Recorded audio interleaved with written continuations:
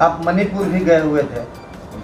मणिपुर गया था और फर्स्ट विजिट मेरा कश्मीर था। कश्मीर के लोगों के साथ मिला और जब से 370-35A जब हटा तो वहाँ के लोगों में एक आशा और आकांक्षा जागा और प्रधानमंत्री के नेतृत्व में बहुत सारा काम हो रहा है अभी यूटी बनने के बाद में।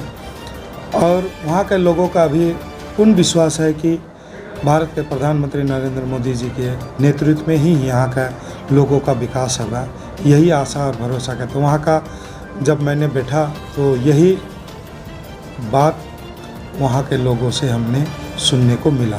तो आने वाला दिन हम वहाँ के लिए माइनॉरिटी के लिए बहुत सारा काम करेंगे। और वहाँ से आने के बाद में फिर मैं झारखंड विजिट किया, फिर मणिपुर विजिट किया और अभी हाल ही में आज मैं 4 दिन का अरुणाचल प्रदेश टूर करके आज मैं घर वापस आया। अच्छा, मणिपुर जब आप गए थे वहाँ पर तो वहाँ किस प्रकार के माइनॉरिटी आपका मंत्रालय से कार्य हुआ है? वहाँ पर 13 रेसिडेंशियल स्कूल बना गया है,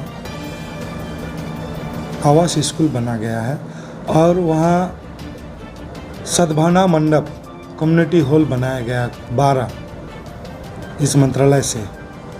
तो ये प्रधानमंत्री नरेंद्र मोदी के द्वारा ही ये हुआ है। और इतना बड़ा दायित्व मिलने के बाद में मैं हर जगह कहाँ काम चल रही है हमारे मंत्रालय का, माइनॉरिटी मिनिस्टर का कहाँ काम चल रहा है वहाँ का जाके मैंने काम को देखा। चल रहा है अभी कुछ ही दिन बाद में ये शुरुआत भी हो जाएगी, स्कूल ये शुरुआत हो जाएगा। हॉस्टल, महिला हॉस्टल बन रहा है, बॉयज़ हॉस्टल बन रहा है, गर्ल्स स्कूल बनाया जा रहा है।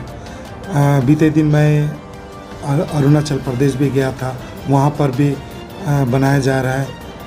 और हाल ही में झारखंड भी गया था, झारखंड में भी वहाँ पे कुछ जानकारी नहीं होने की वजह से इस योजना के बारे में अवेयरनेस की कमी से वहाँ पर भी अभी तक ये योजना नहीं पहुँची है। तो वहाँ के सीएम के साथ, वहाँ माइनॉरिटी कम्युनिटी के साथ बैठ के, बिशप के साथ बैठ के हमने हमारी इस योजना के बारे में विस्तृत मीटिंग हॉल में बैठ के उनको जानकारी दिया गया है। और सीएम के साथ भी बैठे थे और रांची में हेमंत सोरेन और हमारे वहाँ के राज्यपाल के साथ भी बैठे थे। तो हमने ये जानकारी दी है कि मंत्रालय के द्वारा हम बहुत काम कर सकते हैं। लोगों के गरीब देहात एकदम रिमोट एरिया में जाके इस योजना को अगर हम राज्य में अगर लागू होता है, राज्य और केंद्र मिलकर अगर इस काम को अगर आगे बढ़ाते हैं तो गरीब मजदूर इसका ज़्यादा से ज़्यादा लाभ उठा सकता है। अच्छा राम भैया जी, झारखंड में आपका सरकार नहीं है, तब भी वहाँ के राज्य सरकार ने आपको किस प्रकार का सहयोग? बहुत अच्छा मान सम्मान मिला। वहाँ हेमंत सोरेन जी ने करीबन हमें 1.5 घंटा का समय दिया, उनसे बातचीत हुई और बहुत चीज़ हमारे इस मंत्रालय के बारे में जानकारी नहीं थे। स्कॉलरशिप छोड़ के बाकी कुछ नहीं है, अभी तक वहाँ स्टार्ट भी नहीं हुआ है। रेसिडेंशियल स्कूल, सद्भावना मंडप, ऐसे बहुत चीज़ हम लोग वहाँ पर कर सकते हैं। तो उन्होंने बोला जल्दी मैं दिल्ली आऊँगा और इस मंत्रालय के साथ बैठ के मैं ज़रूर केंद्र सरकार का जो भी स्कीम्स मैं केंद्र से मिलकर काम करूँगा, ये उन्होंने भरोसा दिलाया। तो मुझे बहुत खुशी हुई कि इसी तरह हर राज्य और केंद्र मिलकर अगर काम करेंगे तो लोगों तक इस योजना को ज़्यादा से ज़्यादा, क्योंकि हज़ारों करोड़ इसमें हमें इस मंत्रालय में है, लेकिन इसका अवेयरनेस की कमी न जानने के कारण से हम इसका बेनिफिट हम इसको दे नहीं पा रहे हैं। तो हम हर राज्य में जाके विजिट करके इस योजना के बारे में ज़्यादा से ज़्यादा प्रचार कर रहे हैं और ये राज्य का भी दायित्व है, इसमें हाथ बटाएं। और हम चाहेंगे हमारा कार्यकर्ता को भी आगे बढ़ के इस योजना के बारे में ज़्यादा अवेयरनेस कैंप बिठा के लोगों को अवेयरनेस किया जाए और इसका बेनिफिट लिया जाए। तो बहुत राज्य से आपको सरकार का जो है इंटरेस्ट आग्रह देखने को मिल रहा है। जी हाँ, बहुत पश्चिम बंगाल से आपको क्या? देखिए, पश्चिम बंगाल को तो मैं क्या कहूँ, कभी भी केंद्र सरकार का योजना को अवहेलना किया जाता है। लोगों को ऐसा ऐसा योजना है, आयुष्मान भारत, किसान सम्मान निधि, ऐसा ऐसा योजना सब अभी तक इम्प्लीमेंट नहीं किए। मैं चाहता हूँ इस योजना से ज़्यादा अल्पसंख्यक का केवल वोट लिया जाता है, लेकिन अल्पसंख्या के लिए काम किया नहीं जाता है। तो इसके द्वारा हम भी चाहते हैं कि राज्य सरकार इसका ज़्यादा से ज़्यादा लाभ ले सके। इसमें 60-40 का रेशियो है, 60% सेंट्रल गवर्नमेंट देगा और 40% राज्य को लगाना पड़ेगा। और इसमें देखिए कुछ ना कुछ तो इसमें व्यवस्था होगी, लोगों के लिए लाभ मिलेगा, तो राज्य इसका एक कदम आगे बढ़ना चाहिए। मैं तो चाहता हूँ एक राज्य एक कदम आगे बढ़े, मैं 2 कदम आगे बढ़ के मैं इस मंत्रालय का लाभ हम लोगों को देना चाहते हैं। पश्चिम बंगाल में क्या क्या काम करना चाहते हैं अपने मंत्रालय? हम इस मंत्रालय से रेसिडेंशियल स्कूल बना सकते हैं। हम लोग हेल्थ सेंटर बना सकते हैं, महिला के लिए ट्रेनिंग सेंटर खोल सकते हैं, कोचिंग सेंटर खोल सकते हैं, हुनर हाट का लगा सकते हैं। हम लोग इसमें सीखो कमाओ, महिला के लिए बहुत सारा योजना है। यहाँ पर सिलाई बुनाई, computer centre, vocational training centre हम लोग इसके द्वारा हम लोग लगा सकते हैं। बेरोजगार को रोजगार दिया जा सकता है। ये योजना अगर राज्य में हर कोने में, हर डिस्ट्रिक्ट, माइनॉरिटी डिस्ट्रिक्ट को हर जगह हम इस माइनॉरिटी को लाभ मिल सकता है। अगर राज्य सरकार अगर इसमें हाथ बढ़ा के आगे आकर इस योजना के थ्रू स्टेट, बहुत सारा योजना है, थ्रू स्टेट जाना पड़ता है, थ्रू सेंट्रल एजेंसी के द्वारा, NGO के द्वारा भी यह काम किया जा सकता है। बहुत सारा ऐसा योजना है इसमें। मैं अगर राज्य सरकार नहीं करते हैं तो मैं दूसरा योजना को भी बाय सेंट्रल एजेंसी और NGO के द्वारा भी मैं बहुत सारे योजना मैं यहाँ पर इम्प्लीमेंट करने वाला हूँ। आपका संसदीय क्षेत्रों में अल्पसंख्यक समुदाय का विकास के लिए जो योजना चल रहा है या जो योजना आप देखिए, मैं जल्दी से जल्दी, मैं तो पहले रेसिडेंशियल स्कूल बनाना चाहता हूँ, क्योंकि बहुत ऐसा परिवार है जो जिसके पास पैसा नहीं है, कम पैसा के कारण से अपना बच्चा को शिक्षा दे नहीं पाते हैं। कम से कम इसमें नर्सरी से लेकर अपर क्लास तक इसमें एजुकेशन ले सकते हैं। हॉस्टल फ्री, पढ़ाई लिखाई सब फ्री है, तो इसका लाभ ले सकते हैं। राज्य सरकार आगे बढ़ के आना चाहिए। और इसमें सद्भावना मंडप, बड़ा बड़ा कम्युनिटी हॉल हमारे हर बागान में बनना चाहिए, मैं तो चाहूँगा। क्योंकि शादी ब्याह करने के लिए पेंडल उंडल बनाने के लिए लाखों रुपए लग जाता है।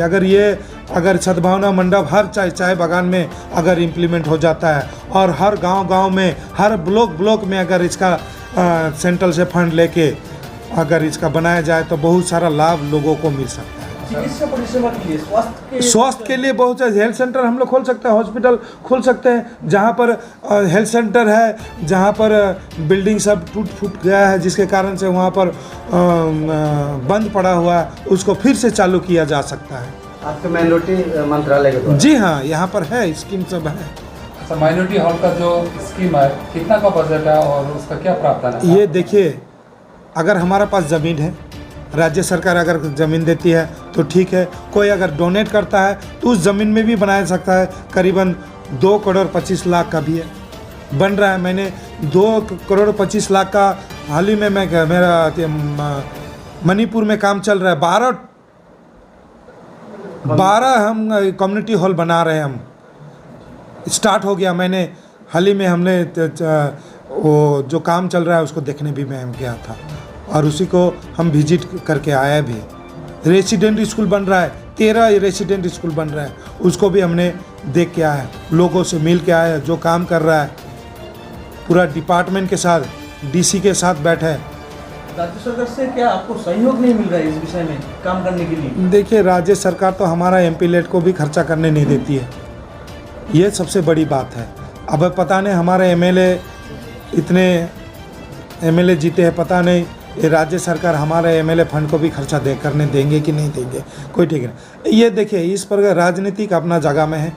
आप 5 साल के लिए आए हैं, हमारे केंद्र भी 5 साल के लिए आए हैं। जब तक है इसमें राजनीतिक, इस डेवलपमेंट के समय में राजनीतिक ना लाए जाए और केंद्र और राज्य सरकार मिल के इस जितना भी केंद्र और राज्य सरकार का योजना कम से कम घर घर तक पहुँचे, यही मेरा उद्देश्य है। अच्छा, मैं तो सरकार से विनती करना चाहता हूँ, लोगों के लिए मैं विनती करना चाहता हूँ, कम से कम राज्य के हित के लिए और राज्य का जनता के लिए मैं हाथ जोड़ के प्रार्थना करना चाहता हूँ मुख्यमंत्री से, कम से कम इस योजना को केंद्र से लेके कम से कम राज्य को हाथ से हाथ मिला के काम करना चाहिए और इस योजना को लेके जनता तक पहुंचना चाहिए लोगों के खातिर।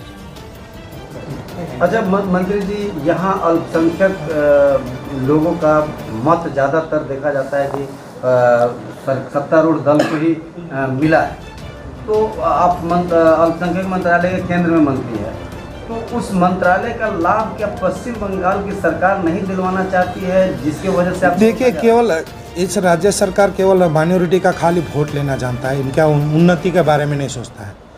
केवल 2-4 पैसा देने से उन्नति नहीं हो जाता, शिक्षा चाहिए हमें। शिक्षा का व्यवस्था कहाँ पर है, शिक्षा कहाँ से कहाँ चला गया है, देश कहाँ से कहाँ पहुँच गया है। इस राज्य में तो हम दिन ब दिन पिछड़ते जा रहे हैं। कहाँ योजना है हमारे पास, जो योजना है केंद्र सरकार वो योजना भी यहाँ पर इम्प्लीमेंट करने नहीं दिया रहा, लागू करने नहीं दिया जा रहा है, लोगों को विभ्रांत किया जा रहा है, लोग भटक रहे हैं, इस राज्य से दूसरा राज्य पलायन होने में मजबूर हो जा रहे हैं। क्यों? मैं तो चाहता हूँ यहाँ से ज़्यादा इंडस्ट्री हो, स्कूल हो, कॉलेज हो। अच्छा, हाल ही में आप अभी अरुणाचल प्रदेश गए थे, वहाँ भव्य स्वागत हुआ आपका, किस प्रकार का वहाँ पे डेवलपमेंट? देखिए वहाँ का मुख्यमंत्री बहुत अच्छा काम कर रहा है।